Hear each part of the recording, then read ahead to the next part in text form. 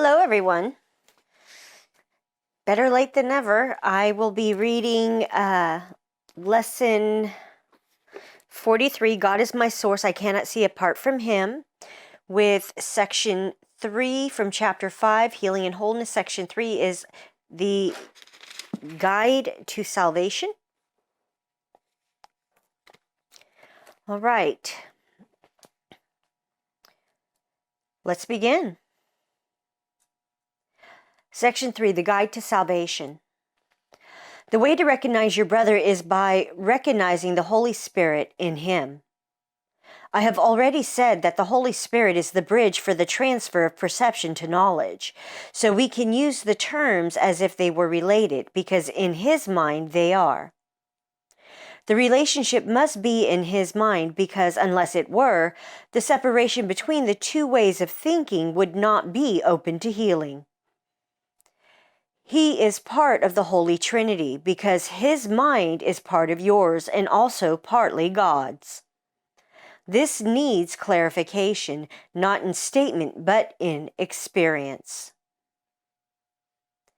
The Holy Spirit is the idea of healing. Being thought, the idea gains as it is shared. Being the call for God, it is also the idea of God. Since you are part of God, it is also the idea of yourself, as well as of all His creations. The idea of the Holy Spirit shares the property of other ideas because it follows the laws of the universe of which it is a part. It is strengthened by being given away. It increases in you as you give it to your brother. Your brother does not have to be aware of the Holy Spirit in himself or in you for this miracle to occur. He may have disassociated the call for God just as you have. This disassociation is healed in both of you as you become aware of the call for God in Him and thus acknowledge its being. Okay, just to bring some things to your attention here in these two paragraphs.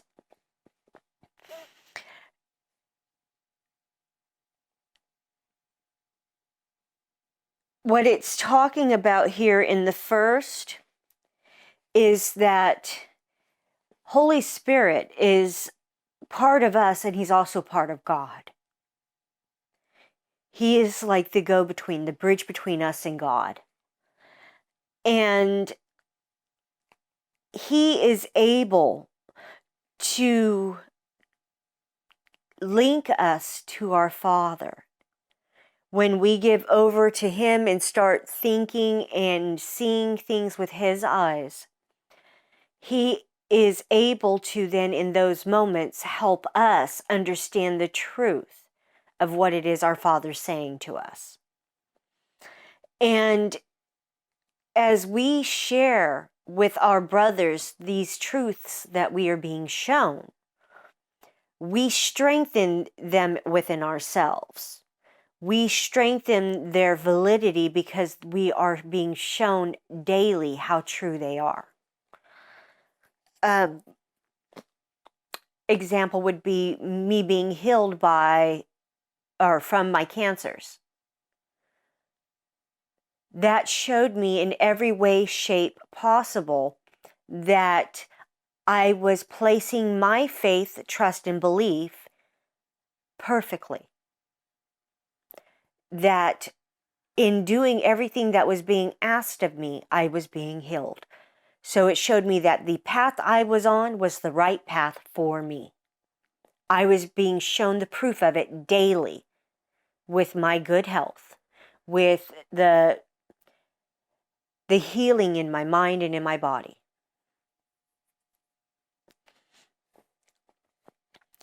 And it's that type of extension, the sharing of that kind of understanding that strengthens my trust, faith, and belief within myself.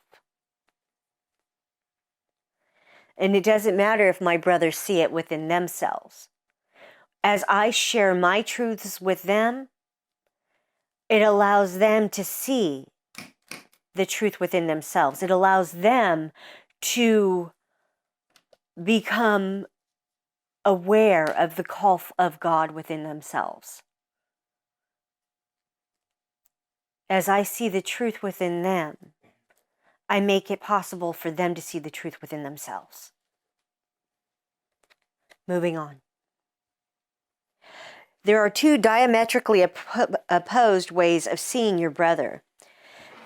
They must both be in your mind because you are the perceiver. They must also be in his because you are perceiving him. See him through the Holy Spirit in his mind, and you will recognize him in yours. What you acknowledge in your brother, you are acknowledging in yourself, and what you share, you strengthen. It's just as I was speaking about, folks. As I share my truths with you, I strengthen them within myself. And as I see the Holy Spirit within you, and see the truth of who you are, I strengthen that truth within myself. Continuing. The voice of the Holy Spirit is weak in you. That is why you must share it. It must be increased in strength before you can hear it. It is impossible to hear it in yourself while it is so weak in your mind. It is not weak in itself, but it is limited by your unwillingness to hear it. If you make the mistake of looking for the Holy Spirit in yourself alone, your thoughts will frighten you because by adopting the ego's viewpoint, you are undertaking an ego-alien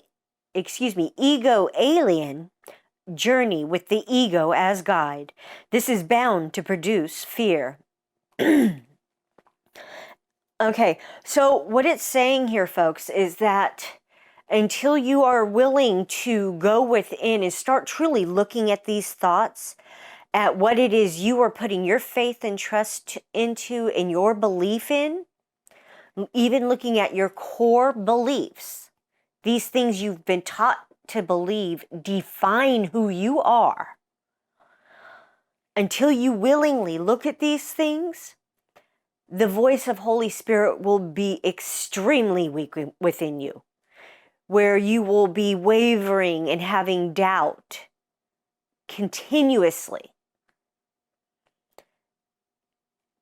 because you are not willing to look at those things.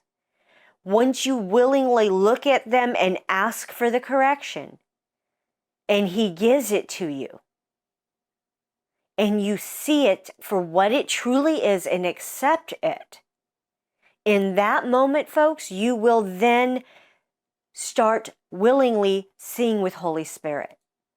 And you will start turning away from your ego viewpoints. You will start to no longer want to extend that to your brother, that egoic belief. You will want to instead extend the truth of understanding and healing you have received from Holy Spirit.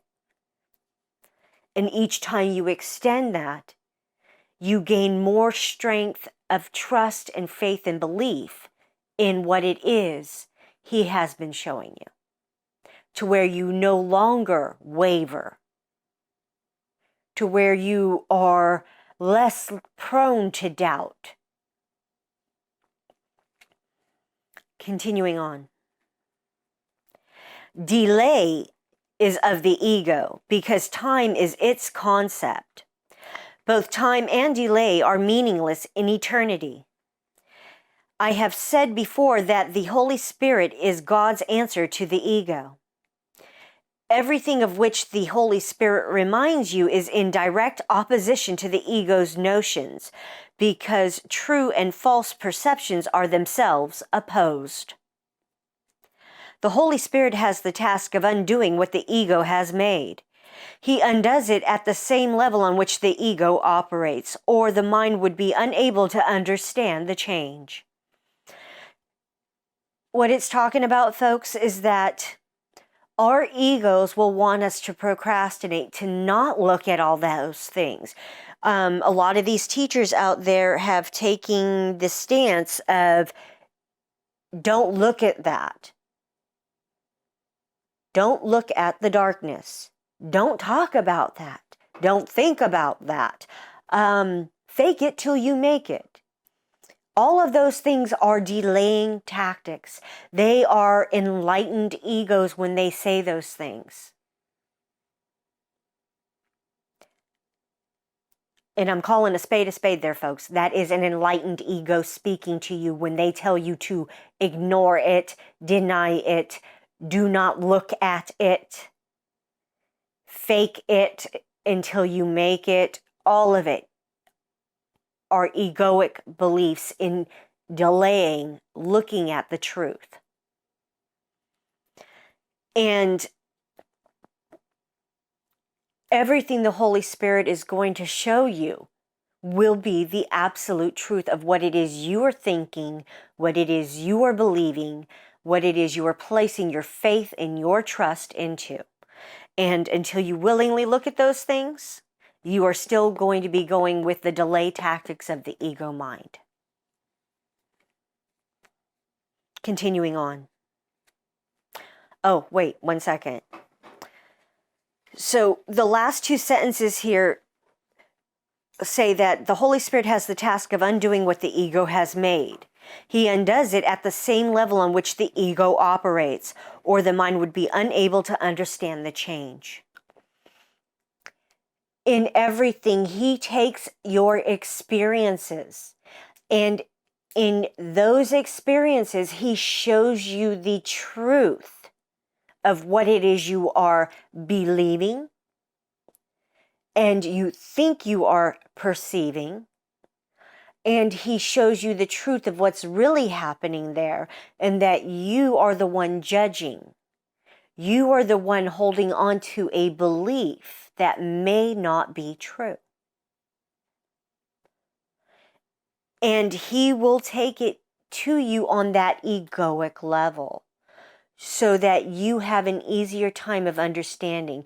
And what I'm getting from that egoic level that they're talking about there is by showing you the experiences you have been through. Like for me, my rapes and molestations, the abuse I received from my grandmother. These types of things are what he used to show me the egoic beliefs I was believing in. He came in on that level to show me those experiences and how I was believing certain things in them. That I had done something wrong, that I deserved to be treated as badly as I was being treated. That I asked for and encouraged the rapes and molestations as a child with my overly developed young body, with my cuteness. And these were the things that I was being told, that I believed, that I did it all. Now, he showed me that the only thing I did was believe what was being told to me.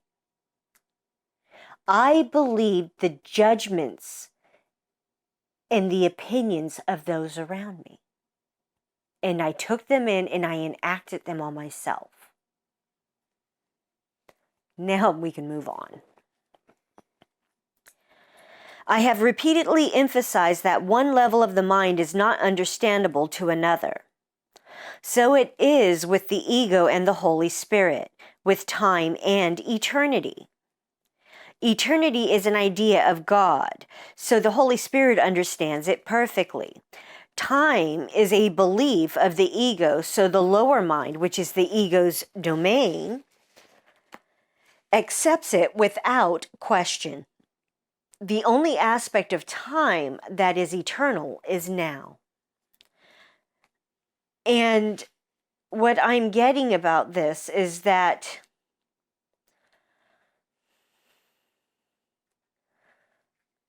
we keep looking at things in accordance of the ego, which is the past, present, and future. With the Holy Spirit, there is no past, there is no future, there's only now, the present. That's all there ever is. The past is gone, the future is non-existent. There's no promise of a future. All that ever truly matters is the here and now. And in bringing in the experiences you've had throughout your life, like for me, the things that happened to me in my childhood, in him bringing those forward to the here and now for me to see them in the here and now with my adult perspective and with the understandings of what he's been giving me, it allows me to then release them to never be again. So they no longer taint my present, my future. It's letting go of that baggage. And it's recognizing that the only thing that matters is here and now. What I think, what I say, what I feel, what I do, what I choose to experience. That's all that matters, is the here and now. That's all that's ever mattered. The past no longer matters. There is no future to worry about. It's only today. I mean, granted, we are taught with our ego beliefs that we have to worry about what we're going to do tomorrow. How are we going to pay the bills? How are we going to do this? How are we going to do that? So we're constantly trying to think ahead, plan ahead, things to keep bad things from happening. Oh, we got to sock away this much money to make sure that if we have a rainy day, we can pay everything and deal with everything. And it's constantly spinning those egoic wheels of trying to do. We're not thinking of just the here and now anymore. We are thinking about something that doesn't even matter in the moment. All right, moving on. The Holy Spirit is the mediator between the interpretations of the ego and the knowledge of the Spirit. His ability to deal with symbols enables him to work with the ego's beliefs in its own language. His ability to look beyond symbols into eternity enables him to understand the laws of God for which he speaks. He can therefore perform the function of reinterpreting what the ego makes, not by destruction, but by understanding. Understanding is light, and light leads to knowledge. The Holy Spirit is in light because he is in you who are light. But you yourself do not know this. It is therefore the task of the Holy Spirit to reinterpret you on behalf of God. So, what I'm getting from this and what I'm understanding is in what I was just saying to you a few moments ago with the previous paragraph and the one before that, of how he has brought my experiences to the forefront in the here and now for me, of things that I experienced in my childhood, to show me those egoic beliefs. And that's what it's talking about here, is that he is taking my egoic beliefs and showing me the truth of them, breaking them down for me into an understanding of what it was that was being done, what it was that I was believing to be true, and the misperceptions I had, the misperceptions they had. And he has also shown me why it was that those things happened the way they did. That in everything they were projecting out on me their own beliefs about themselves and what they believed to be true. And as a child, I took that in thinking they knew better. I believed them. And that's what that is talking about, is how he takes those types of egoic beliefs and breaks them down for us and shows us the truth and shows us God's truth in its place. That we are all innocent, we are all perfect, we are all holy. That we are not doing anything wrong. We are not being bad. There's nothing for us to be ashamed of. There's nothing to feel guilty about. Those are all egoic beliefs based off of fear. They are judgments handed to us, judgments and opinions, and they are based off of lies. And this is what he is telling us. This is what he is showing us. And he's reinterpreting all of the things that we've been taught to believe to show us the truth of what they are truly saying. And then placing in front of us the truth of our Father. Continuing on. You cannot understand yourself alone. This is because you have no meaning apart from your rightful place in the sonship. And the rightful place of the sonship is God. This is your life, your eternity, and yourself. It is of this that the Holy Spirit reminds you. It is this that the Holy Spirit sees. This vision frightens the ego because it is so calm. Peace is the ego's greatest enemy because, according to its interpretation of reality, war is the guarantee of its survival. The ego becomes strong in strife. If you believe there is strife, you will react viciously because the idea of danger has entered your mind. The idea itself is an appeal to the ego. The Holy Spirit is as vigilant as the ego to the call of danger, opposing it with his strength just as the ego welcomes it. The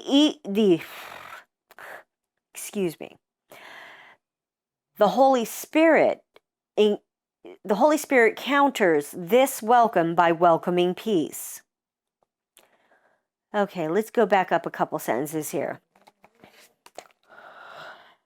The ego becomes strong in strife.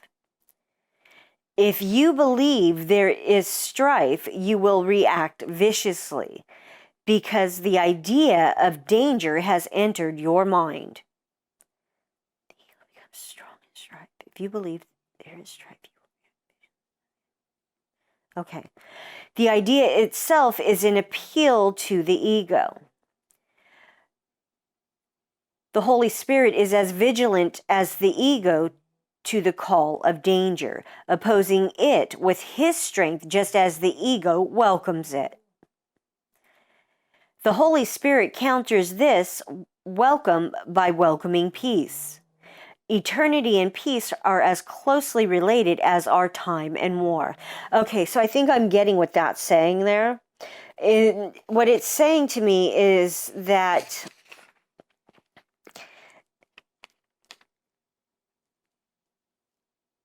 our egos always want to compare, they want to divide, they want to conquer.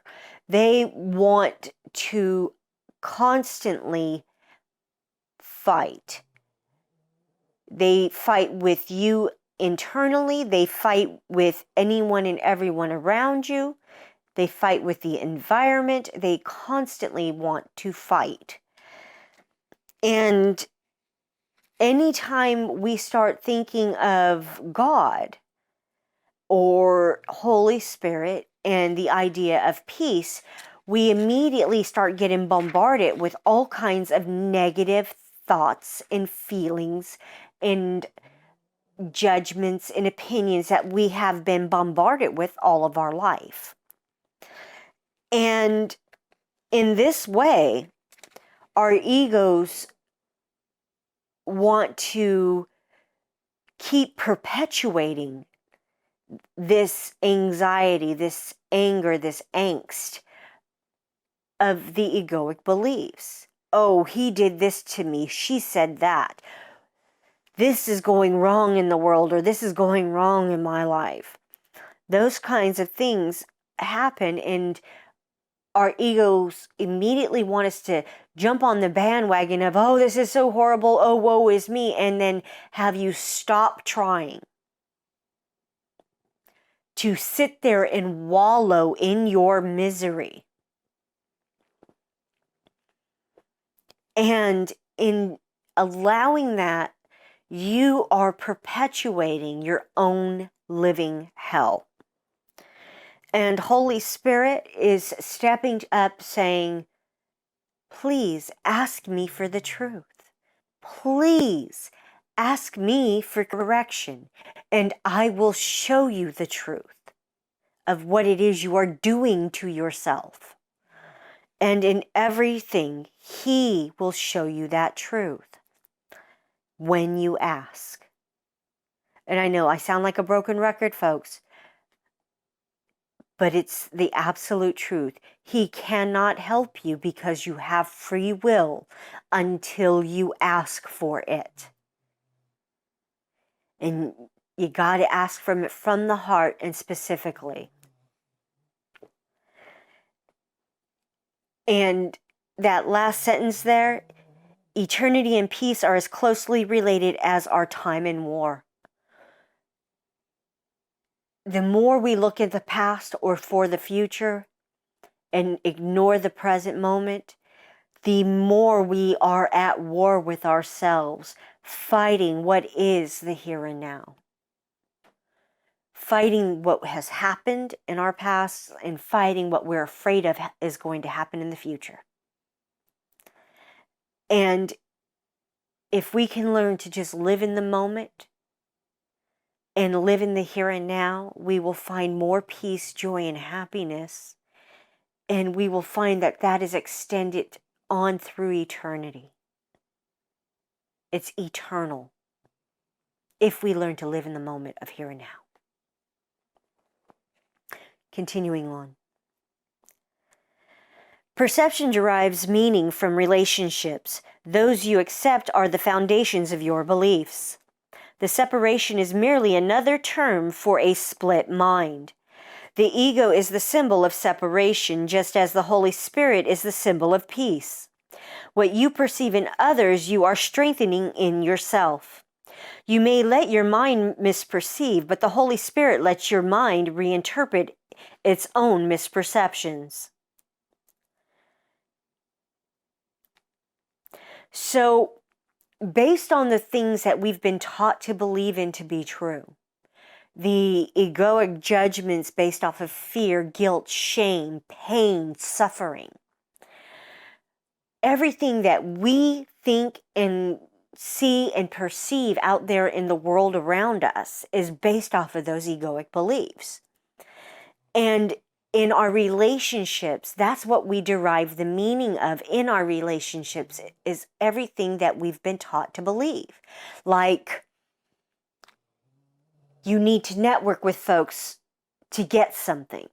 That they are no more than a dollar sign, a means and a way of to get what you want, when you want it. You don't see a human being standing there. You just see somebody that can give you something. It's more like they're just an electronic vending machine that you just want to pull the handle and it comes out and boom, you got it and you walk away. Don't have to say nothing, just have them hand it to you. And that's essentially what it is that we have been taught to believe and do. And that's what meaning we derive from our relationships with the folks around us when we are in our egoic minds. We are perceiving them in an egoic way. And these types of things are the foundations of our belief systems. They are the foundations of what we use to define ourselves and the world around us and the people around us. These are the things that Holy Spirit is wanting us to look at. These foundational beliefs that we're holding forth as being true.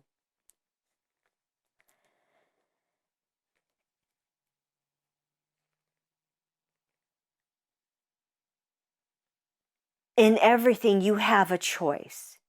You can continue believing in your misperceptions. Even when Holy Spirit shows you the truth, you can still choose to continue in believing in your misperceptions. That is your choice and decision. But you will not get away from the fact that you knowingly are doing it to yourself. Once he shows you that truth, you have the choice to accept it or deny it, ignore it.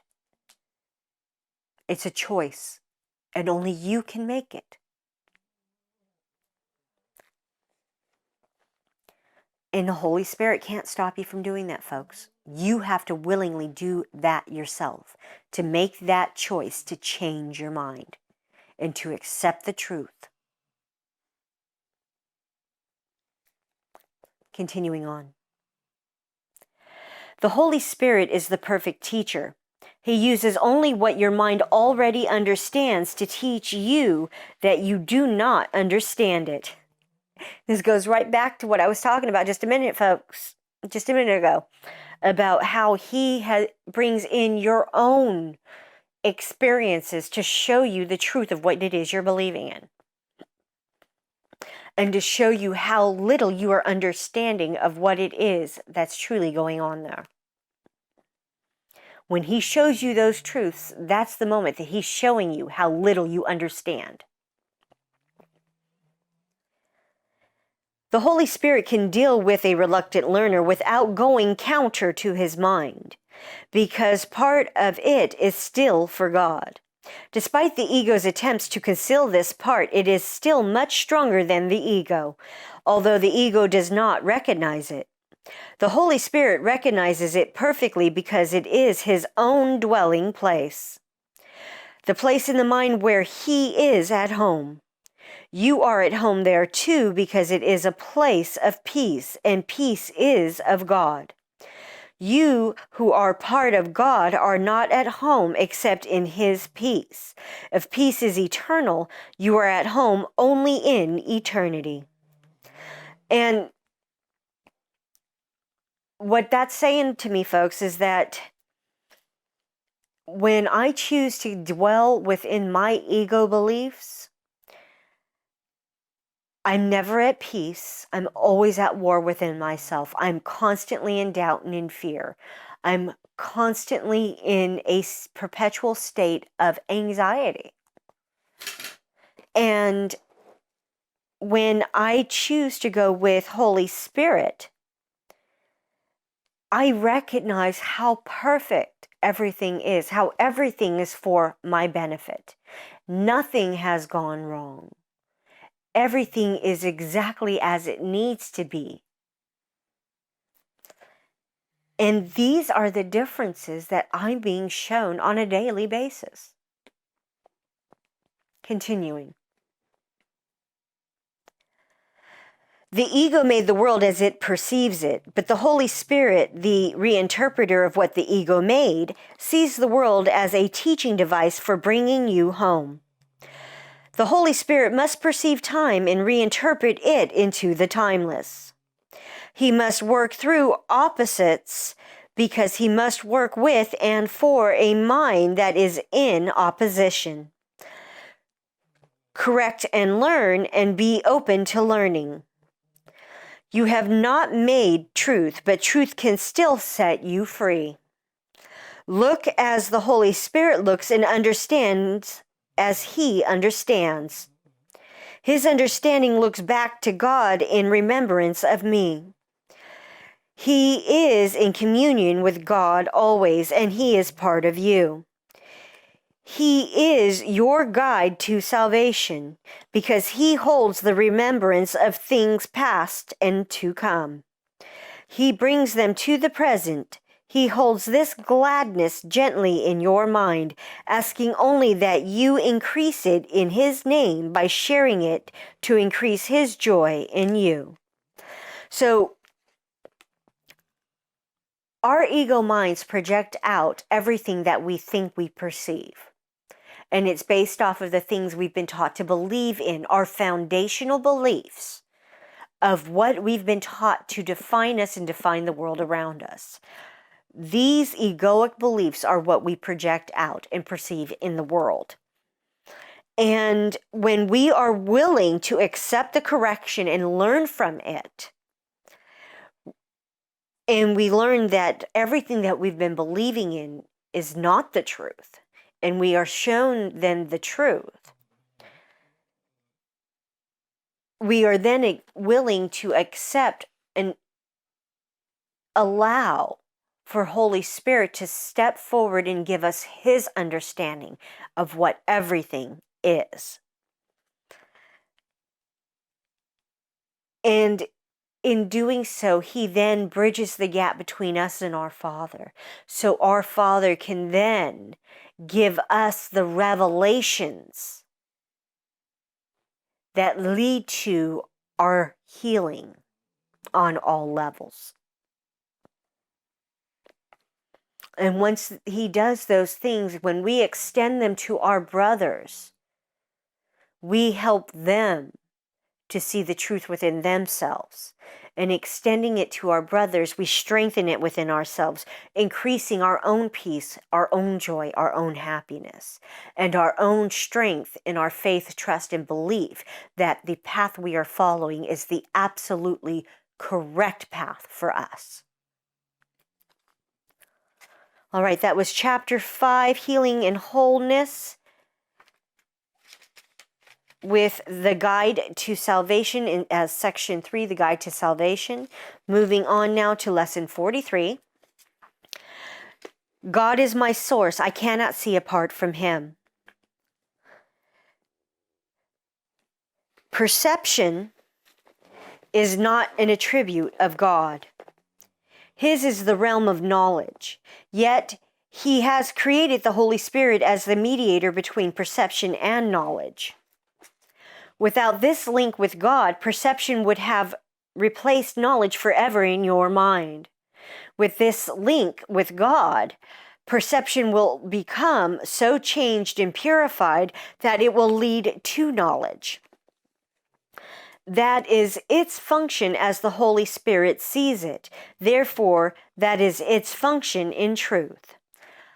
Okay, folks, what that's talking about right there is how, as I have been getting shown the truth of my misperceptions and the things I was taught to believe in, as I stop projecting out on the world the things that I had been taught to believe as a child, those egoic beliefs, when I stop projecting those, and I start seeing the truth of what it is that I was taught and see the truth of everything that I have been doing to myself, that understanding that I get is then transferred over into an observation stance where I'm no longer projecting. I have now become an observer. I am observing my brothers, witnessing the truth of what they are doing to themselves. I see the truth of what it is they are believing and holding forth as being true in their lives, and how it is the egoic beliefs they're holding on to as being what defines them and the world around them. And once you give over those beliefs and you give over those perceptions to Holy Spirit and ask for His correction to them,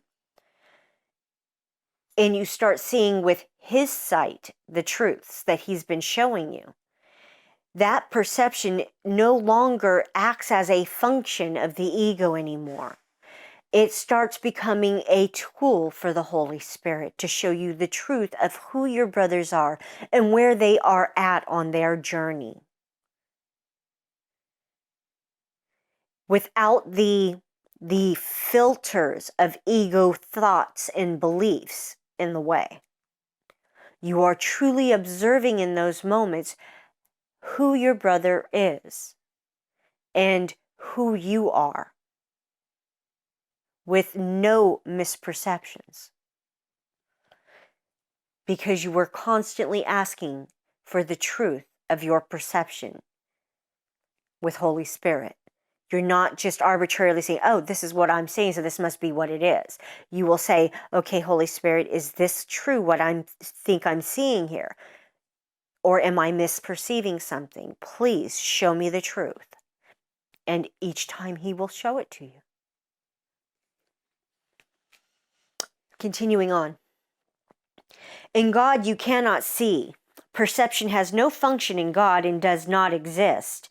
Yet in salvation, which is the undoing of what never was, perception has a mighty purpose. Made by the Son of God for an unholy purpose, it must become the means for the restoration of His holiness to His awareness. I'm going to read that sentence again. Made by the Son of God for an unholy purpose, it must become the means for the restoration of His holiness to His awareness. Perception has no meaning, yet does the Holy Spirit give it a meaning very close to God's. Healed perception becomes the means by which the Son of God forgives his brother and thus forgives himself. So, as He shows me the truth of what it is that I was doing to myself, He made it so I could let go of those things I was believing to be true. So I could let go of those judgments that I was holding against the arbitrators of the things that happened to me. And every time that I ask for His truth and am giving it, I am then able to see the truth of what it is my brother is doing and see that there is nothing wrong. Nothing has really happened, because everything that I thought happened was a judgment that I was taught to believe. And it simply wasn't true. My brothers may have been misperceiving or simply repeating and mimicking a pattern they were taught and never questioned.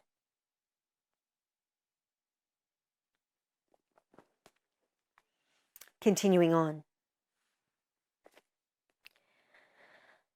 You cannot see apart from God because you cannot be apart from God. Whatever you do in Him, because whatever you think with His mind. If vision is real, and it is real to the extent to which it shares the Holy Spirit's purpose, then you cannot see apart from God. So what that's talking about there, folks, is when you ask for those corrections and you see the truth, you are seeing with Holy Spirit's sight, with His vision. You are hearing with His ears, which is an extension of our Father's.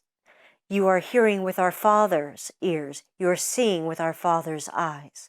You are perceiving with our Father's perception of the perfection of yourself and of your brothers, of how everything is beneficial and wholly perfect for you.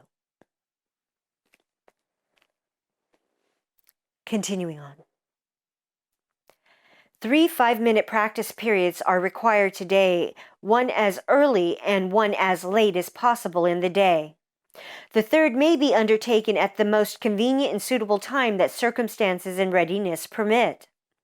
At the beginning of these practice periods, repeat the idea for today to yourself with eyes open. Then glance around you for a short time, applying the idea specifically to what you see. 4 or 5 subjects for this phase of the practice period are sufficient. You might say, for example, God is my source. I cannot see this desk apart from Him.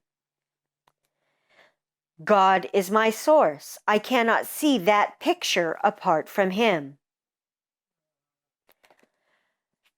Although this part of the exercise period should be relatively short, be sure that you select the subjects for this phase of practice indiscriminately, without self-directed inclusion or exclusion. For the second and longer phase, close your eyes, repeat today's idea again, and then let whatever relevant thoughts occur to you add to the idea in your own personal way. Thoughts such as, I see through the eyes of forgiveness. I see the world as blessed. The world can show me myself. I see my own thoughts, which are like God's. Any thought related more or less directly to today's idea is suitable. The thoughts need not bear any obvious relationship to the idea, but they should not be in opposition to it. If you find your mind wandering, if you begin to be aware of thoughts which are clearly out of accord with today's idea, or if you seem to be unable to think of anything, open your eyes, repeat the first phase of the exercise period, and then attempt the second phase again. Do not allow any protracted period to occur in which you become preoccupied with irrelevant thoughts. Return to the first phase of the exercises as often as necessary to prevent this. So it says, if at first you don't succeed, try again. Little engine that good, folks. In applying today's idea in the shorter practice periods, the form may vary according to the circumstances and situations in which you find yourself during the day. When you are with someone else, for example, try to remember to tell him silently, "God is my source. I cannot see you apart from Him." This form is equally applicable to strangers as it is to those you think are closer to you. In fact, try not to make distinctions of this kind at all. Today's idea should also be applied throughout the day to various situations and events that may occur, particularly to those which seem to distress you in any way. For this purpose, apply the idea in this form. God is my source. I cannot see this apart from Him. If no particular subject presents itself to your awareness at the time, merely repeat the idea in its original form.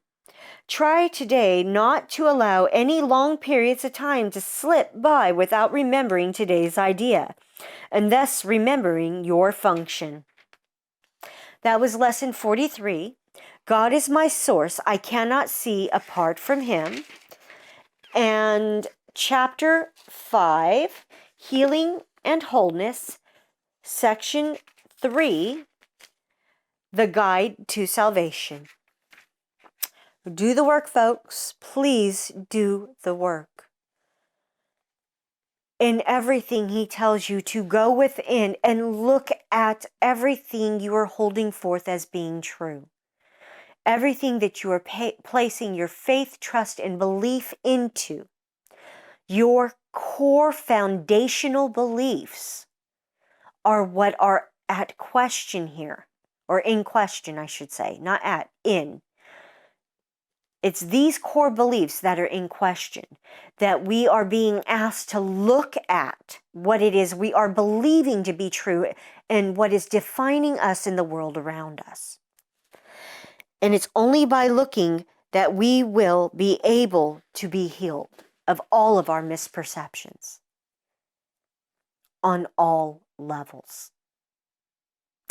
Thank you for joining me today. My name is Sabrina Reyenga.